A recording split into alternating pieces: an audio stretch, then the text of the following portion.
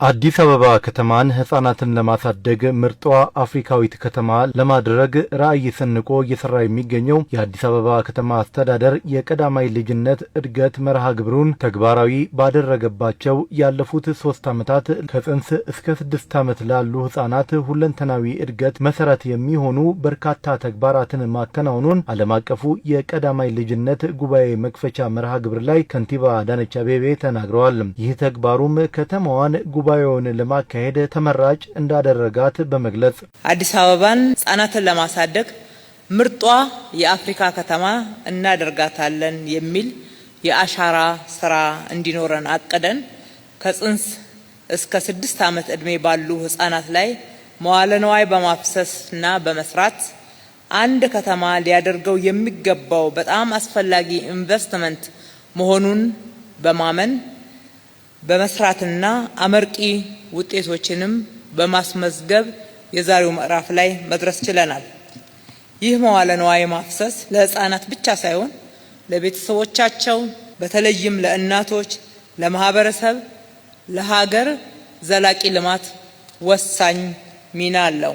በህፃናት የመጀመሪያ 6 ዓመታት ላይ የሚደረግ ኢንቨስትመንት በዘላቂነት ለሁለንተናዊ የሀገር እድገት ያለው ጠቀሜታ ከፍተኛ በመሆኑ መንግስት ለጉዳዩ ትኩረት እንዲሰጥ አድርጎታል ያሉት ከንቲባ አዳነች የተቀናጀ ሁለንተናዊ የህፃናት እድገትን ለማረጋገጥ የቀዳማይ ልጅነት አገልግሎት 1.3 ሚሊዮን ለሚደርሱ ህፃናት ተደራሽ እየተደረገ መሆኑን ገልጸዋል። በቀዳማይ ልጅነት ላይ መንግስት ትርጉም ያለው ኢንቨስትመንትን ማድረግ አማራጭ ሳይሆን የግዴታ ስራ መሆኑንም ማስተዋል ይገባል።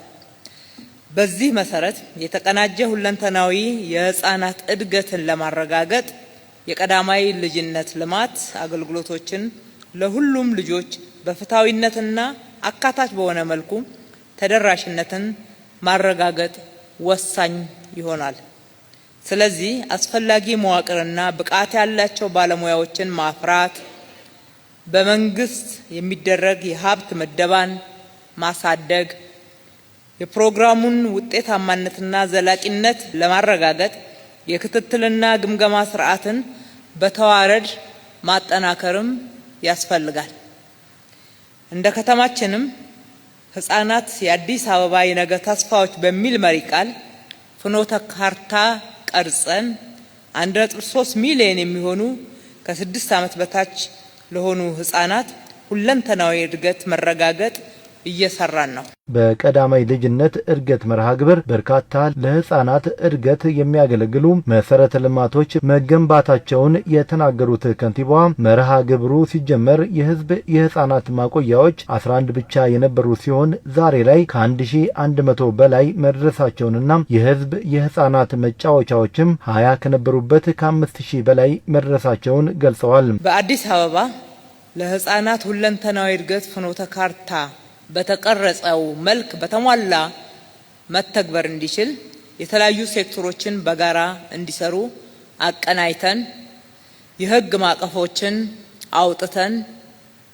አደረጃጀትና አመራርንም አስተካክለን እንዲሁም ፋይናንስ በመመደብና አጋርነትን በማጠናከር እየተሰራ ያለ ስራ ነው። ይህንን ስራ የሚያስተባብር ስትራቴጂክ ፕሮግራሞች ማኔጅመንት ጽህፈት ቤትም በከንቲባ ጽህፈት ቤት ስር አዋቅረናል።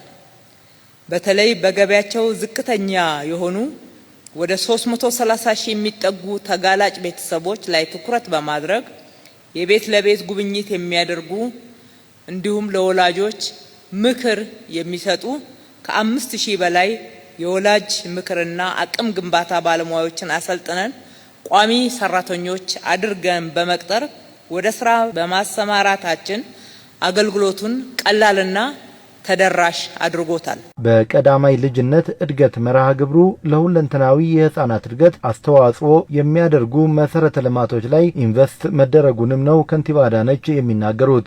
የተቀናጀ የቀዳማይ ልጅነት ልማት አገልግሎት በሁሉም የመንግስት ሆስፒታሎችና ጤና ጣቢያዎች በመደበኝነት እየተሰጠ ይገኛል።